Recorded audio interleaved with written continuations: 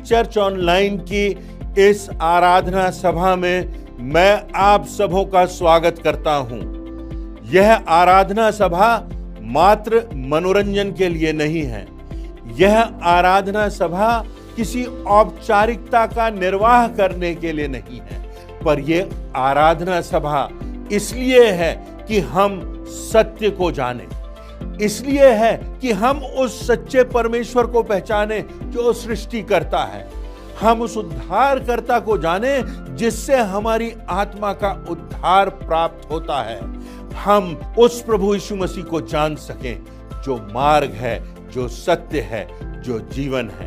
तो आइए हम इस आराधना में आगे बढ़ते हैं, परमेश्वर की उपासना करते हैं, गीतों को गाकर उससे प्रार्थना करते हैं, उससे बातचीत करते हैं, उसकी मेज में संगति रखते हैं, उसके बलिदान को, परमेश्वर के प्रेम को, प्रभु यीशु मसीह के रक्त के बहाए जाने को और उसकी देह को तोड़े जाने को हम स्मरण करते हैं और अपने हृदय को, अपनी भेंटों को उसकी सेवा के लिए समर्पित करते हैं, उसकी गवाही के लिए उसके सामने जाकर चढ़ाते हैं। आइए हम इस आराधना सभा में सहभागी हों, आगे बढ़ें। निश्चित रूप से परमेश्वर आपको अनंत आशीषों से परिपूर्ण करेगा, ऐसा मेरा विश्वास है। यही मेरी प्रार्थना है। पुनः आपका स्वागत। आप सभी को जय मसीह की हिंदी चर्च ऑनलाइन की आराधना में आप सभी का स्वागत करती हूँ। आराधना में जाने से पूर्व हम परमेश्वर की आशीष एवं उसकी उपस्थिति के लिए प्रार्थना करेंगे। आइए हम प्रार्थना करें। धन्यवाद धन्यवाद धन्यवाद प्रभु जी, आज के सुंदर दिन के लिए धन्यवाद देते हैं, आपकी सारी आशीषों के लिए। प्रभु जी आपको धन्यवाद देते हैं हिंदी चर्च ऑनलाइन के लिए, जिसके माध्यम से हम इस आराधना में सम्मिलित हो सकते हैं, गीतों को गा सकते हैं, प्रभु भोज में शामिल हो सकते हैं। प्रभु जी आपको धन्यवाद करती हूँ। प्रार्थना करती हूँ आज के वचन के लिए। आज के वक्ता महोदय को आपके हाथ में सौंपती हूँ। इस वचन को जितने लोग भी सुनते हैं सभी को आप आशीष दीजिए। आगे की पूरी आराधना पर आपकी आशीष और उपस्थिति को चाहती हूँ और इस छोटी सी विनती को प्रभु यीशु मसीह के नाम में होकर मांग लेती हूँ, आमीन। यहोवा सारी जातियों के ऊपर महान है और उसकी महिमा आकाश से भी ऊंची है। हमारे परमेश्वर यहोवा के तुल्य कौन है? वह तो ऊंचे पर विराजमान है। हमारा परमेश्वर महिमा और स्तुति के योग्य है। बड़े उत्साह के साथ परमेश्वर के आदर और महिमा में हम कुछ गीत और कोरस को गा लेंगे।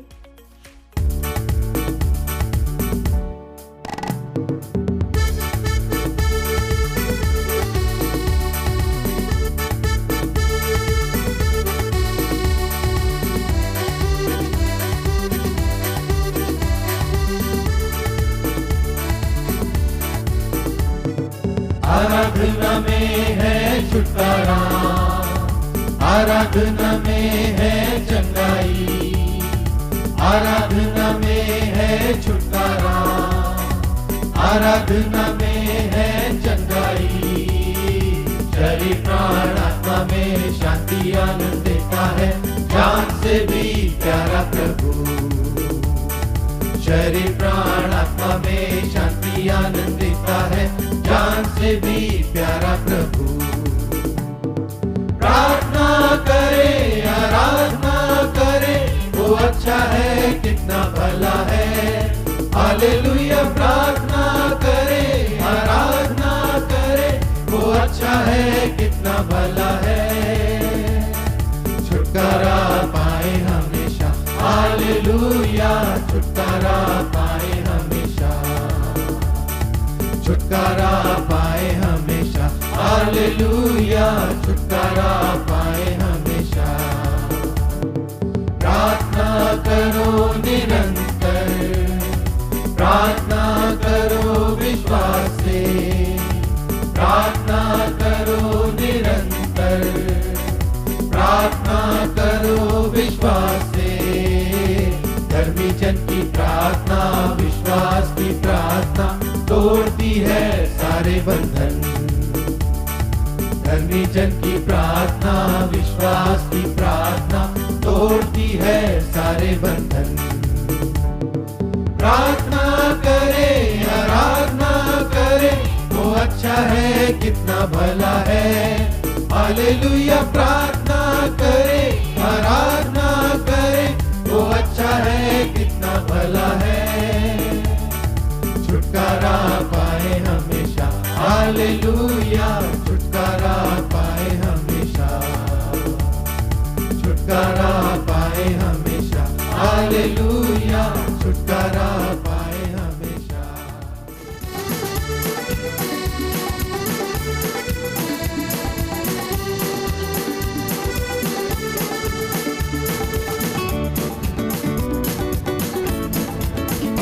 नीले आसमां के पार जाएंगे, मेरा यीशु रहता वहाँ। नीले आसमां के पार जाएंगे, मेरा यीशु रहता वहाँ। हम मिलेंगे बादलों पर, हम मिलेंगे बादलों पर, देखेगा सारा जहां। नीले आसमां के पार जाएंगे, मेरा यीशु रहता वहाँ। नीले आसमां के पार जाएंगे, मेरा यीशु रहता वहाँ।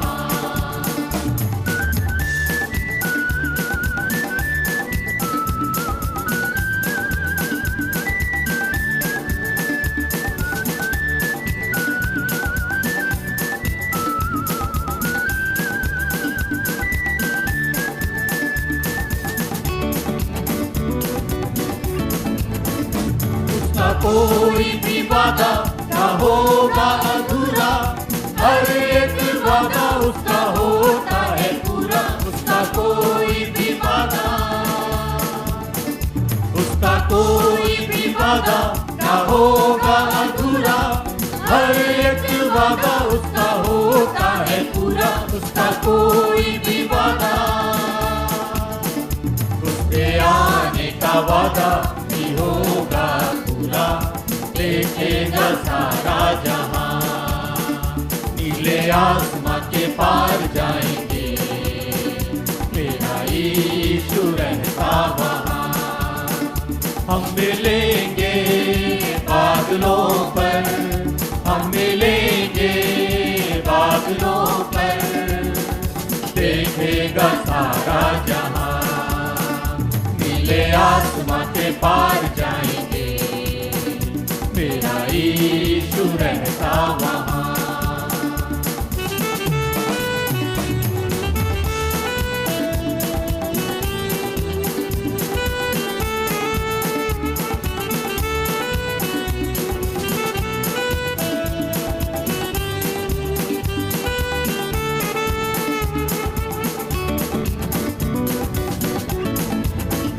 ये विश्वास है मेरा जो होगा पूरा, सपना ये मेरा न रहेगा अधूरा। ये विश्वास है मेरा,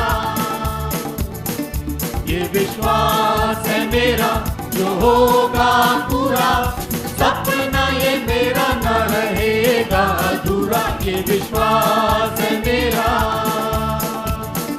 फिर हम संग रहेंगे अपने यीशु के साथ, देखेगा सारा जहां।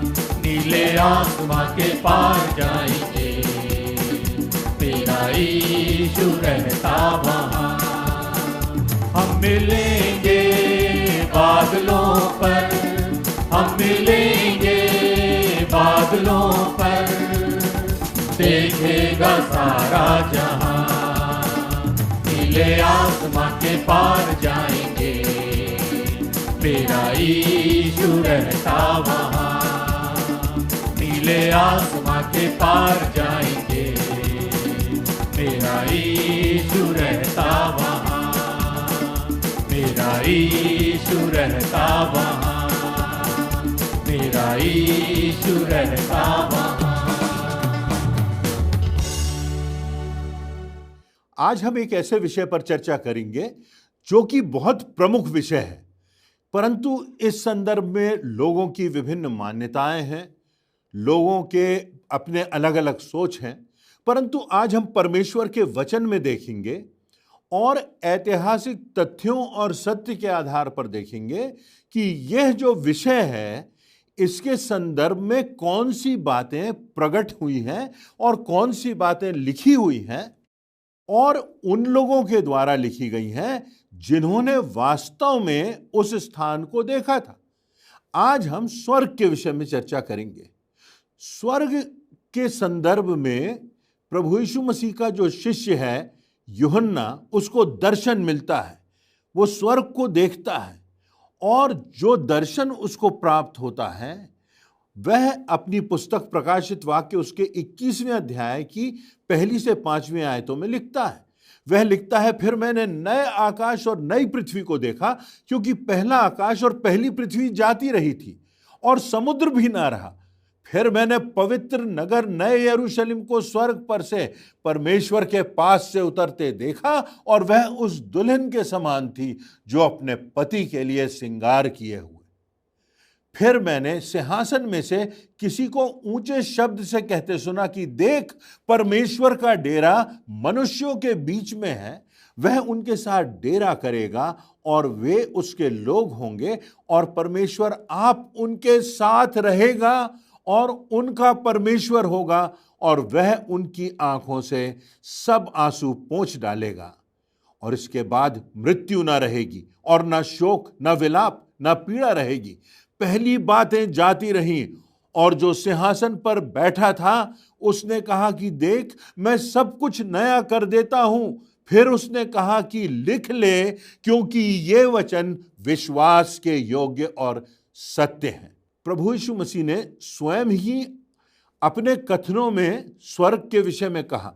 यूहन्ना रचित सुसमाचार उसका 14वां अध्याय और उसकी 1 से 4 आयतों में लिखा है, तुम्हारा मन व्याकुल ना हो, तुम परमेश्वर पर विश्वास रखते हो, मुझ पर भी विश्वास रखो। मेरे पिता के घर में बहुत से रहने के स्थान हैं, यदि ना होते तो मैं तुमसे कह देता, क्योंकि मैं तुम्हारे लिए जगह तैयार करने जाता हूं। और यदि मैं जाकर तुम्हारे लिए जगह तैयार करूं तो फिर आकर तुम्हें अपने यहां ले जाऊंगा, कि जहां मैं रहूं वहां तुम भी रहो, और जहां मैं जाता हूं तुम वहां का मार्ग जानते हो। हमारी जिंदगी में मृत्यु का आगमन निश्चित है। जीवन के किसी न किसी मोड़ पर किसी भी समय मृत्यु का मिलन निश्चित है। सभोपदेशक उसका 8वां अध्याय उसकी 8वीं आयत में लिखा है, ऐसा कोई मनुष्य नहीं जिसका वश प्राण पर चले कि वह उसे निकलते समय रोक ले, और ना कोई मृत्यु के दिन पर अधिकारी होता है। मृत्यु का उम्र से कोई संबंध नहीं होता। चाहे कोई बाल्यकाल की अवस्था में हो तो भी मृत्यु आ सकती है, चाहे प्रौढ़ हो, बुजुर्ग हो, चाहे जाना माना व्यक्ति हो, गुमनाम हो, पढ़ा लिखा हो, अनपढ़ हो, शक्तिशाली हो, कमजोर हो, धार्मिक हो, अधर्मी हो, खिलाड़ी हो, अपंग हो, स्वस्थ हो, प्रसन्न हो। मृत्यु कहीं भी किसी भी समय किसी को भी स्पर्श कर सकती है। सभोपदेशक 3:20 में लिखा है, सब मिट्टी में फिर मिल जाते हैं। भोपाल में जो घटना घटी वहां पर मिथाइल आइसोसाइनाइड गैस का रिसाव हुआ और लगभग 12,000 लोग मारे गए। उसी प्रकार एक और घटना 11 सितंबर 2001 की सुबह करीब 5,000 लोग जो वर्ल्ड ट्रेड सेंटर में कार्य करते थे अमेरिका में, उस दिन घटी। एक सामान्य सा दिन था। ऑफिस पहुंचकर कोई कॉफी पी रहा था, कोई बॉस से बातें कर रहा था, कोई कार्यों की सूची बना रहा था, कोई फोन पर चर्चा कर रहा था। उन्हें क्या पता था कि वे मृत्यु से सिर्फ एक कदम ही दूर होंगे, और तब अचानक से उन पर हमला होता है और वर्ल्ड ट्रेड सेंटर में जो हवाई जहाज हैं वो आकर के टकरा जाते हैं और उनको नाश कर देते हैं, और ऐसे अनेक लोग मृतक हो जाते हैं, पल भर में मृत्यु को प्राप्त हो जाते हैं। मेरे कहने का अर्थ यह है कि कोई भी नहीं जानता कि कब किसकी मृत्यु हो जाए। अगला आने वाला पल, आने वाला कल, आने वाला समय, कब कहां क्या हो जाए हम नहीं जानते।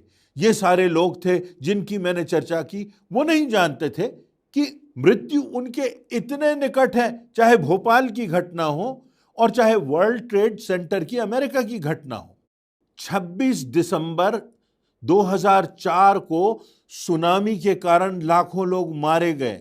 ईरान में 24 नवंबर 2017 किसने सोचा था कि दूसरे दिन 40,000 लोग भूकंप के शिकार होंगे।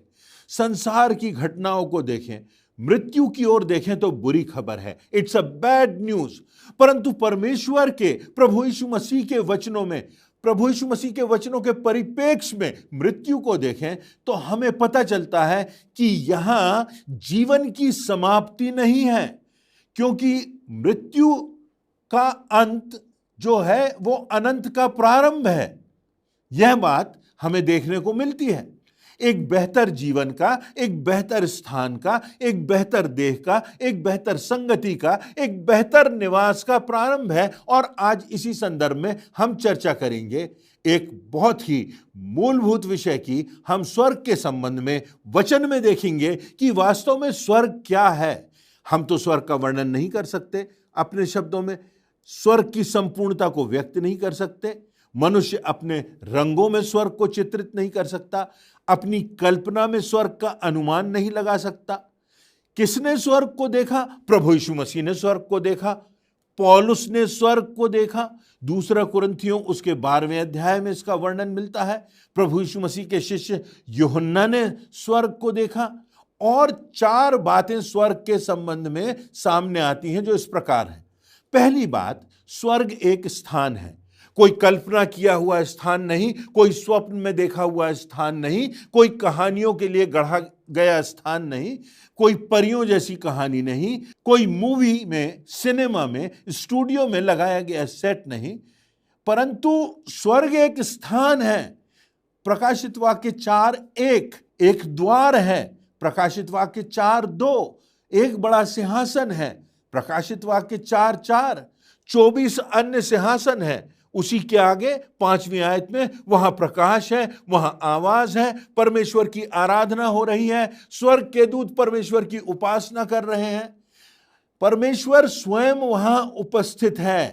प्रकाशित वाक्य के 21वें अध्याय में पाया जाता है कि वह एक नगर है, पवित्र नगर है, सुंदरता से सजाया हुआ नगर है, नगर की नींव है, उसके फाटक है, उसमें सड़कें हैं। प्रकाशित वाक्य 7वें अध्याय की 15वीं आयत में लिखा है, इसी कारण वे परमेश्वर के सिंहासन के सामने हैं और उसके मंदिर में दिन रात उसकी सेवा करते हैं, और जो सिंहासन पर बैठा है वह उनके ऊपर अपना तंबू ताने हुए है। तो जो स्वर्ग है वह एक स्थान है, परमेश्वर के द्वारा बनाया गया स्थान है। ना सिर्फ परमेश्वर ने बनाया है परंतु उसे सजाया है। 1 कुरिन्थियों उसके 2 अध्याय की 9वीं आयत में लिखा है कि जो आंख ने नहीं देखी और कान ने नहीं सुनी और जो बातें मनुष्यों के चित्त में नहीं चढ़ी हैं, वे ही हैं जो परमेश्वर ने अपने प्रेम करने वालों के लिए तैयार की हैं। परमेश्वर ने तैयार किया है।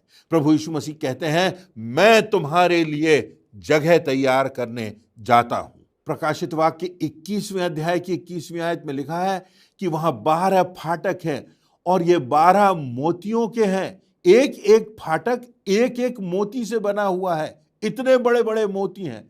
नगर की सड़क स्वच्छ कांच के समान चोखे सोने की सी थी। सोने की सड़क। आज सोना प्रतिष्ठा का प्रतीक है, मान मर्यादा और संपन्नता का प्रतीक है, हमारी सारी अर्थव्यवस्था का प्रतीक है। परंतु परमेश्वर क्या कहता है कि सोने से तो स्वर्ग की सड़कें बनाई जाती हैं। जो केंद्रीय बात है वो ये कि जो बातें संसार में हमने बड़ी बड़ी प्रतिष्ठा की बना ली हैं, स्वर्ग के परिप्रेक्ष्य में उनका कोई महत्व नहीं। जो यहां महत्व की बात है, प्रतिष्ठा की बात है, संपन्नता की बात है, वो सब उस तत्व के समान, उस डामर के समान महत्वहीन हैं जिससे सड़कें बनाई जाती हैं और सड़कें बर्बाद होकर वो डामर, वो सड़क टुकड़े टुकड़े हो जाती है। दूसरी बात, स्वर्ग जो है वो हमारे पिता का घर है। यूहन्ना रचित सुसमाचार उसके 14वें अध्याय की 2 और 3 आयतों में लिखा है, मेरे पिता के घर में बहुत से रहने के स्थान हैं, यदि ना होते तो मैं तुमसे कह देता। प्रभु यीशु मसीह कह रहे हैं, क्योंकि मैं तुम्हारे लिए जगह तैयार करने जाता हूं, और यदि मैं जगह तैयार करने जाता हूं तो फिर आकर तुम्हें वहां ले जाऊंगा, ताकि जहां मैं रहूं वहां तुम भी रहो। पिता का घर होता है, हमारा घर होता है। पिता का घर कभी पराया नहीं होता। बच्चे विदेशों से घर आते हैं, लंबी यात्रा के बाद घर आते हैं, दूर दूर स्थानों से घर आते हैं, छुट्टी मनाने के लिए, किसी आश्रय को पाने के लिए, अपनों के प्रेम को पाने के लिए अपने माता पिता के घर आते हैं। कठिन परिश्रम के बाद, अपने असाइनमेंट को पूर्ण करने के बाद, अपनी पढ़ाई को पूर्ण करने के बाद पिता का घर है। उड़ाऊ पुत्र के लिए लिखा हुआ है, जब वह अपने आपे में आया तो वह पिता के घर लौटता है। पिता का घर है जहां आराम है, जहां अपनापन है, जहां अपनों का बसेरा है, जहां प्रेम है, जहां क्षमा है, जहां कोई आंखें बिछाए, बाहें पसारे, बाट जो रहा है, जहां खुशियां हैं, जहां अपने लोग हैं, जहां पुनर्मिलन है। अफ्रीका के मिशनरी की एक सच्ची घटना है।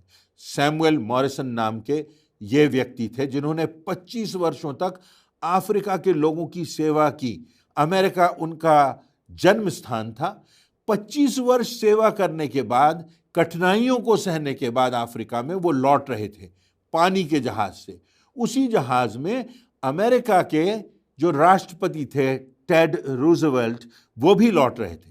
जब जहाज अमेरिका के न्यूयॉर्क शहर के तट पर पहुंचा तो हजारों की भीड़ लगी थी। वहां पर फटाके फूट रहे थे, गुब्बारे थे, तालियां बज रही थीं, संगीत था, गीत था, भव्य स्वागत था राष्ट्रपति का। तब सैमुअल प्रार्थना करते हैं, जो मिशनरी थे, कि एक व्यक्ति, ये राष्ट्रपति जो 14 दिन अपना मनोरंजन करके लौट रहा है, उसका ऐसा स्वागत हो रहा है, और तेरा दास 25 वर्षों के बाद लौटा है, और लेने के लिए बंदरगाह पर, तट पर एक भी व्यक्ति नहीं। तब उसको आवाज आती है, my dear son, you are not home yet. मेरे बेटे, अभी तुम घर कहां पहुंचोगे। फिलिपियों 3:20 में लिखा है, पर हमारा स्वदेश स्वर्ग पर है और हम एक उद्धारकर्ता प्रभु यीशु मसीह के वहां से आने की बाट जो रहे हैं। हमारा स्वदेश तो स्वर्ग पर है, क्योंकि हम जानते हैं कि जब हमारा पृथ्वी पर का डेरा सरीखा घर गिराया जाएगा तो हमें परमेश्वर की ओर से एक ऐसा भवन मिलेगा जो हाथों से बनाया हुआ घर नहीं परंतु चिरस्थायी है।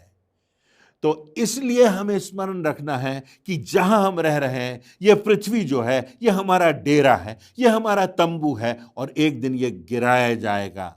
परंतु हमारा जो स्वदेश है, हमारे लिए जो भवन है, हमारा जो घर है, जो चिरस्थायी है, वो पिता का घर है, वो स्वर्ग है।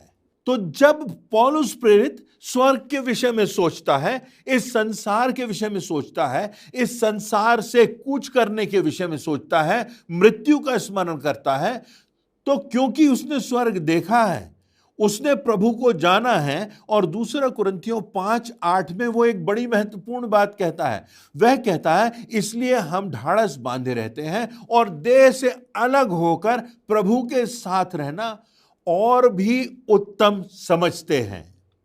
तो हम निश्चित कर लें कि क्या हमारा घर स्वर्ग है, इस बात को हम मानते हैं, हम जानते हैं, हमारा विश्वास है कि इस संसार में हमारा डेरा है, यह संसार अस्थायी है। हमारा घर जो कभी नाश नहीं होगा, जहां कोई मृत्यु नहीं, जो चिरस्थायी है, वो स्वर्ग है। तीसरी बात, अनंत शांति का स्थान है।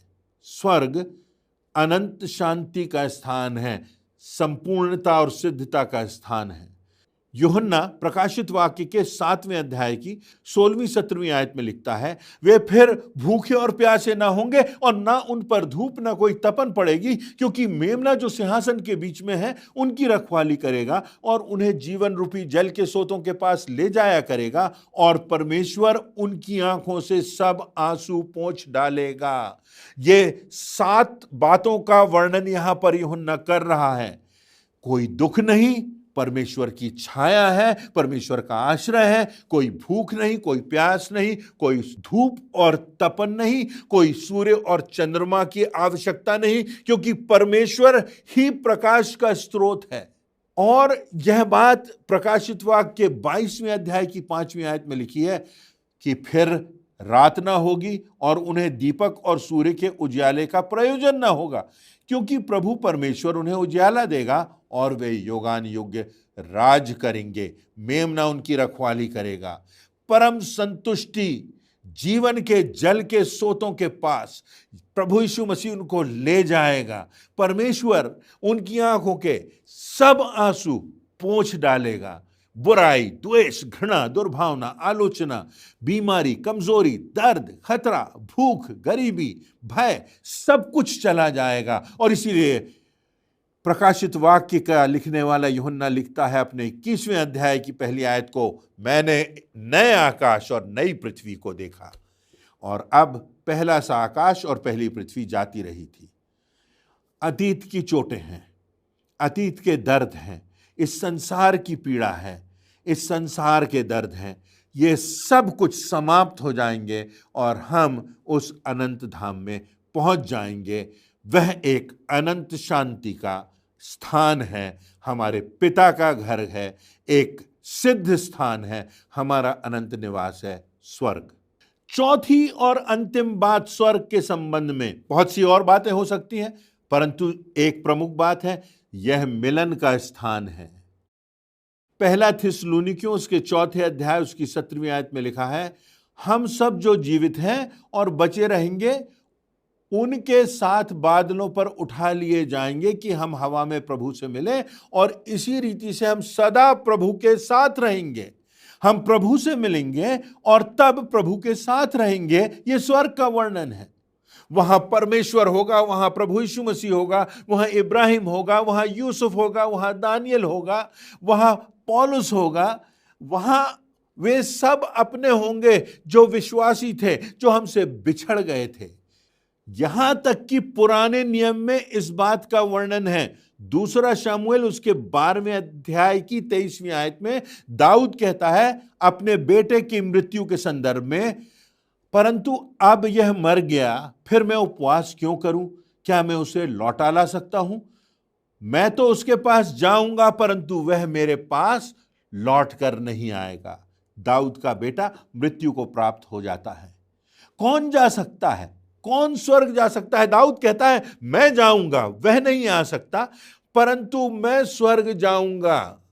उसको इस बात की निश्चितता है कि मेरा जो बेटा है वो सुरक्षित है और एक दिन मैं उससे मिलूंगा। काश यही हमारा विश्वास हो। कौन स्वर्ग जा सकता है? प्रभु यीशु मसीह कहते हैं मार्ग, सत्य और जीवन मैं ही हूं, बिना मेरे द्वारा कोई पिता के पास नहीं पहुंच सकता। मैं इसलिए स्वर्ग नहीं जा सकता क्योंकि मैं बड़ा विद्वान हूं। मैं इसलिए स्वर्ग नहीं जा सकता क्योंकि मैंने बहुत अध्ययन किया है। मैं इसलिए स्वर्ग नहीं जा सकता क्योंकि मैंने भलाई के कार्य किए हैं। मैं इसलिए स्वर्ग नहीं जा सकता क्योंकि मैं किसी प्रतिष्ठित परिवार का हूं, परंतु मैं इसलिए स्वर्ग जा सकता हूं कि प्रभु यीशु मसीह को मैंने स्वीकार किया है। प्रभु यीशु मसीह ने मेरा उद्धार किया है और उस उद्धार के कारण मेरे पाप क्षमा हुए हैं और प्रभु यीशु मसीह के माध्यम से मुझे पिता की संतान होने का हक मिला है। और अब क्योंकि मसीह में मैं नई सृष्टि हूं, मैं अपने परमेश्वर पिता सृष्टिकर्ता का बेटा हूं, उसकी बेटी हूं, उसकी संतान हूं। और इसलिए उस प्रभु यीशु मसीह पर विश्वास करने के कारण उसने हमारे पापों की कीमत अपने रुधिर के द्वारा चुका दी। इस बात पर विश्वास करने के कारण उसने मृत्यु पर विजय प्राप्त की और वो मृतकों में से जी उठा। इस विश्वास के कारण वो आज भी प्रभु यीशु मसीह स्वर्ग के सिंहासन पर विराजमान है और जो कोई उस पर विश्वास करे वह नाश न हो परंतु अनंत जीवन पाए। इस विश्वास के कारण मुझे स्वर्ग जाने की निश्चितता है। मैं आपसे प्रश्न करना चाहता हूं, स्वयं से प्रश्न करना चाहता हूं। यदि प्रश्न हमारे सामने आता है आज कि क्या हमें निश्चितता है, क्या मुझे निश्चितता है कि मैं स्वर्ग जाऊंगा, तो मेरा क्या उत्तर होगा? मनुष्य संसार में सब कुछ प्राप्त कर ले, सारा धन, सारी महिमा, उच्चतम शिखर पर पहुंच जाए, बड़ी पदवी प्राप्त कर ले, परंतु आत्मा की हानि उठाए, सांसारिकता से समझौता कर ले, प्राथमिकता में परमेश्वर ना हो, सब कुछ धन, दौलत, पद, इन सब बातों ने परमेश्वर का स्थान ले लिया हो तो हम स्वर्ग नहीं जा सकते, हम कभी उद्धार का अनुभव नहीं कर सकते। परंतु जब हमें इस बात का एहसास होता है कि हम सब ने पाप किया है, हम सब उसकी महिमा से रहित हैं, परंतु प्रभु यीशु मसीह पर विश्वास करने के कारण इन बातों पर जो मैंने अभी आपसे कही, उन बातों पर, उन तथ्यों पर जो ऐतिहासिक सत्य हैं, जो वचन, जो विश्वास सत्यता की बुनियाद पर आधारित है, उस पर खड़े होने के कारण वो हमारा शरण स्थान है। वो प्रभु यीशु मसीह हमारा दृढ़ गढ़ है, वो प्रभु यीशु मसीह हमारी आशा है, वो प्रभु यीशु मसीह हमारे उद्धार की निश्चितता है, क्योंकि वही मार्ग है, वही सत्य है, वही जीवन है। हमको स्वर्ग जाने की निश्चितता होती है। तो हम स्मरण रखें कि स्वर्ग काल्पनिक नहीं परंतु एक वास्तविक स्थान है। स्वर्ग हमारे परमेश्वर पिता का घर है, जिसने सृष्टि की रचना की, जो सृष्टि करता है, जो सबका मालिक है, उसका धाम है। तीसरी बात हमने देखी कि स्वर्ग अनंत शांति का स्थान है, जहां कोई पीड़ा नहीं, जहां कोई दुख नहीं, यहां तक कि जहां कोई मृत्यु नहीं, जहां कोई अलगाव नहीं, अनंत का स्थान है, अनंत शांति का स्थान है। और चौथी बात हमने देखी कि स्वर्ग मिलन का स्थान है, ना सिर्फ परमेश्वर से, ना सिर्फ प्रभु यीशु मसीह से, ना सिर्फ उन महान लोगों से जिनका वर्णन परमेश्वर के वचन में मिलता है, परंतु अपने प्रियों से भी मिलने का स्थान है। और वो सहभागिता का स्थान है जहां साक्षात हम परमेश्वर की उपासना कर सकेंगे, उसको देख सकेंगे। आज हमें दर्पण में धुंधला सा दिखाई देता है, पर वो दिन आएगा जब हम ऐसे देखेंगे मानो आमने सामने हो।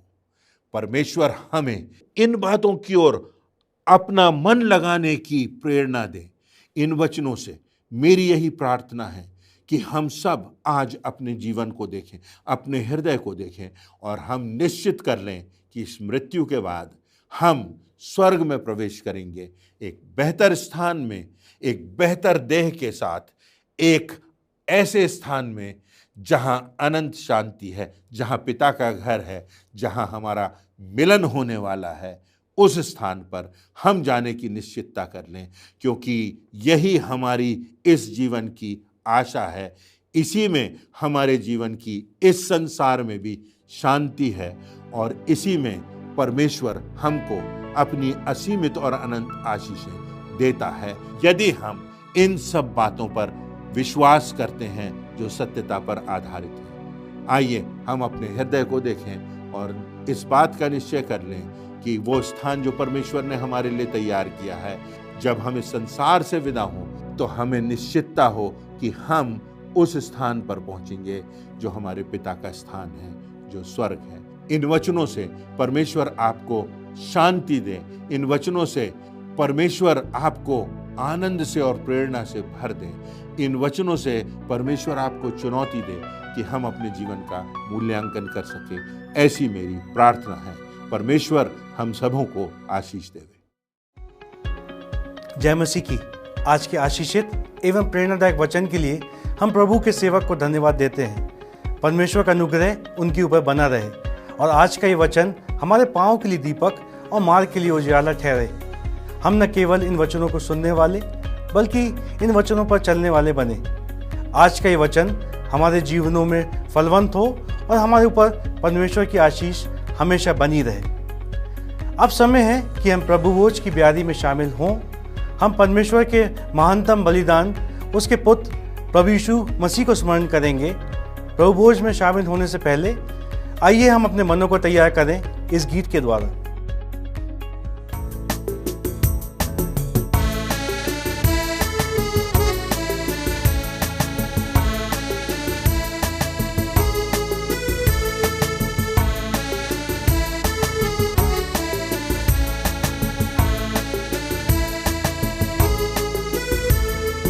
यीशु सलीब पर मरा मेरे लिए कैसा महान दुख सहा मेरे लिए नदियाँ वो कैसी खून की, क्रीस के खून से बह गई। नदियां वो कैसी खून की, क्रीस के खून से बह गई।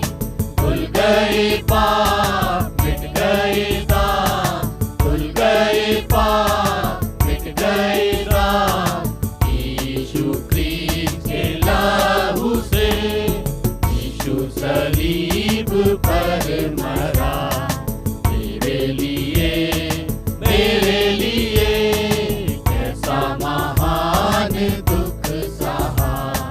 मेरे लिए, मेरे लिए धो डालो आज पापों को, दिल से मिटा लो दागों को।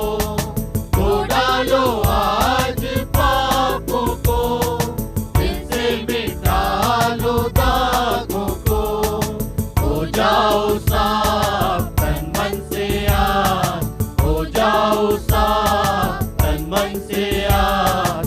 यीशु क्रीस के लहू से, यीशु सलीब पर मरा। मेरे लिए, मेरे लिए कैसा महान दुख सहा। मेरे लिए, मेरे लिए।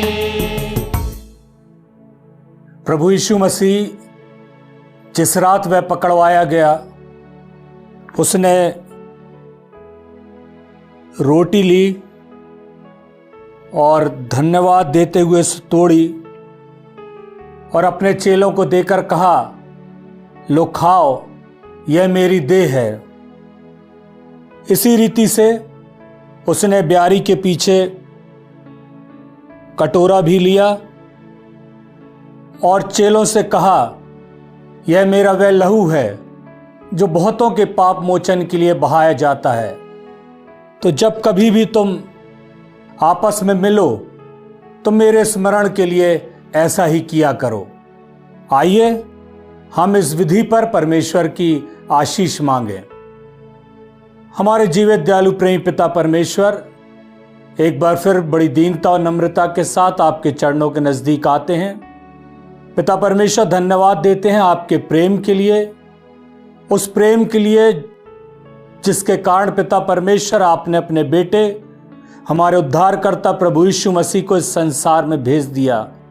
उसके बलिदान होने के कारण और उसके जी उठने के कारण हमें अनंत की आशा मिली है। सो हम पिता परमेश्वर इस मेज पर आपकी आशीष चाहते हैं और जितने पिता परमेश्वर इसे ग्रहण करते हैं सबों पर आपकी आशीष चाहते हैं। हर बात में धन्यवाद देते हुए बिनती मसीह यीशु के नाम से मांगते हैं, आमीन। आइए, प्रभु की मेज तैयार है, हम सभी अपने अपने विश्वास के अनुसार इसमें सहभागी हों।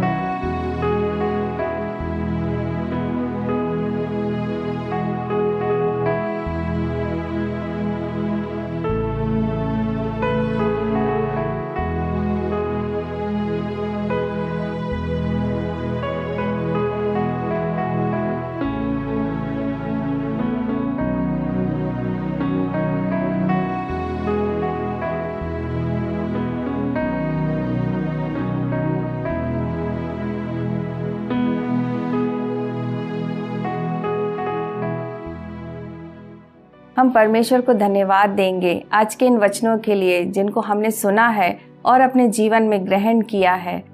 अब समय होगा कि हम प्रार्थना में जाएंगे। प्रार्थना के बाद हम एक कोरस गा लेंगे और उसके पश्चात परमेश्वर की आशीष से हम सब इस आराधना को समाप्त करेंगे। आइए हम प्रार्थना में जाएं। पिता परमेश्वर, हम धन्यवाद देते हैं जो वचन हमारे बीच रखा गया उसे सुने, उस पर चलें और उसको ग्रहण करके आगे बढ़ने वाले हो सकें। हम प्रार्थना विनती करते हैं पिता परमेश्वर, इस हिंदी चर्च ऑनलाइन पर निरंतर आपकी आशीष और अगुवाई का हाथ चाहते हैं। वक्ता के भी साथ हुए पिता परमेश्वर, अपनी अगुवाई में निरंतर उनको आगे बढ़ाइए ताकि इसी प्रकार हम सब वचनों के माध्यम से आपस में जुड़े रहें। सारा आदर महिमा आपको देते हुए इस आराधना पर आपकी आशीष और बरकत का हाथ चाहते हुए इस प्रार्थना को प्रभु यीशु मसीह के नाम से मांगते हैं, आमीन। मेरी इच्छा पूरी हो जा, हाथों में तेरे सौंपूंगा मैं। तेरी इच्छा पूरी हो जा, हाथों में तेरे सौंपूंगा मैं। मेरा कुम्हार तू, मैं मिट्टी हूँ, मुझको उठा, मुझको बना। मेरा कुम्हार तू, मैं मिट्टी हूँ,